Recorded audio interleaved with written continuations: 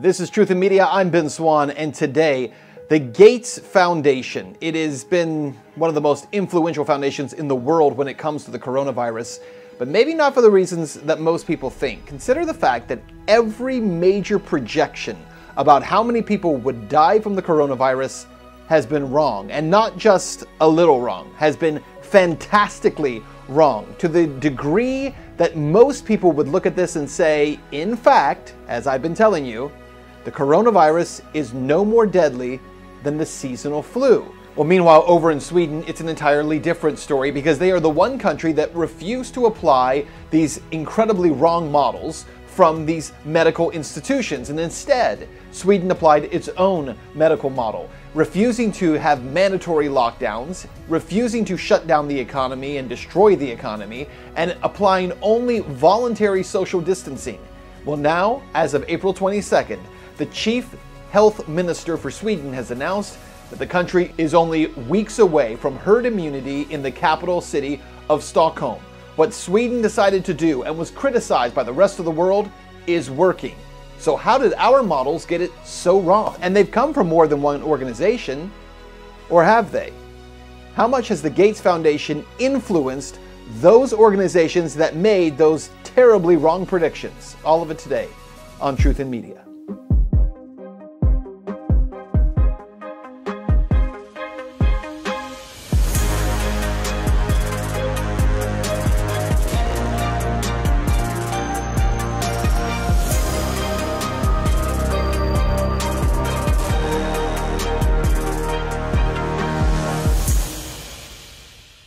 Well, welcome to the show. So much to get to today when it comes to the coronavirus, and specifically these projections that were so completely wrong about how severe the coronavirus would be. More importantly, how deadly it would be. And this is a very important question. And the reason for that is because there were essentially two medical institutions, if you will, that made projections about the death rate associated with the coronavirus. And those projections steered the decisions not just of politicians and leaders in the United States, but around the entire world. It is the reason that after 6 weeks, much of the world remains under lockdown. It was because of projections that were made of tens of millions of people dying. In fact, those projections claimed that here in the United States, as many as 2 million people would die from the coronavirus, and that's if we did nothing. And with social distancing, even if social distancing took place, we would still see over 200,000 people die as a result. Now, here we are 6 weeks into this. We know that there are 40,000 deaths attributed to the coronavirus, but those numbers are so flawed in so many ways. We're going to get to that in a few minutes. Let's talk first about these institutions. So there are two institutions, as I said, that essentially were the ones coming out and saying that there were enormous risks associated with the coronavirus. The first one is the IHME, the Institute for Health Metrics Evaluation, out of the University of Washington in Seattle. Now, taking that study and also one done by the Imperial College of London, so it's not even here in the US, the Imperial College of London insisted that over 200,000 people would die in the United States, and up to, if we did nothing, 2 million people would die as a result of the coronavirus. These numbers were completely flawed. They were completely wrong. How wrong were they? Well, April 2nd is when these initial claims were made. By April 5th, and then again on April 8th, both the IHME and the Imperial College of London actually significantly lowered not only their death count and what they predicted the death count would be, they also reduced the number of hospital beds that would be necessary and the number of ventilators that would be necessary. Why? Because the numbers were completely wrong. And when they saw that the numbers were completely wrong, they were able to go back and adjust so that they wouldn't look like they were completely wrong, and yet the effect of what they had said was already in place. Because even as the numbers were corrected,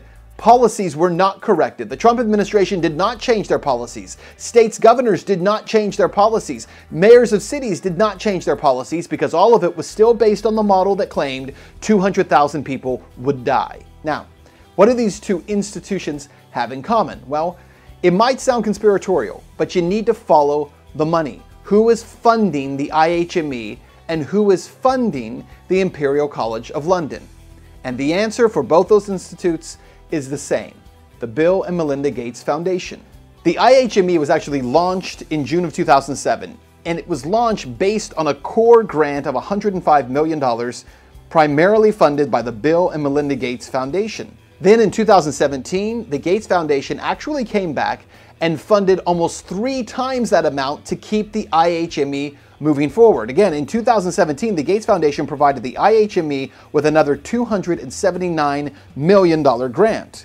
In addition to that, the Imperial College of London has also been receiving tens of millions of dollars in grants from the Gates Foundation, and $14.5 million from the Bill and Melinda Gates Foundation in support of efforts to improve and expand access to healthcare in developing countries. Again, listen, there's nothing wrong with the Gates Foundation putting money into these institutes. What matters is whether or not the funding flowing into those organizations is skewing science, and whether or not the predictions they're making are science-based predictions or politically based predictions. So why do all of this? Well, Gates himself has said that the only way to get back to normal from this pandemic, which, as the numbers continue to come in, does not appear to be a pandemic at all, is if there is a global vaccine created and mandated for all populations around the world. That's what Gates is ultimately saying. It's what the IHME is saying. It's what the Imperial College in London is saying.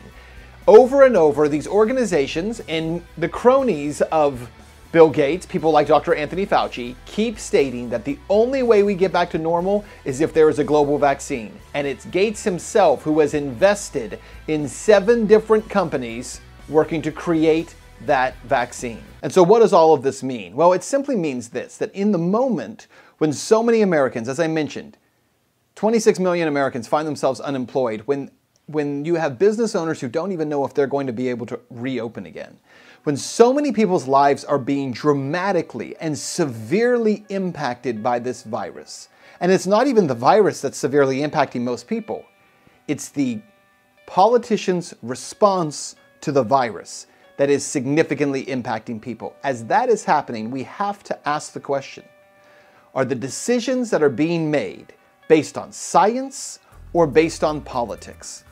Are the institutions that are being given credit as being authoritative basing their data on science or on politics?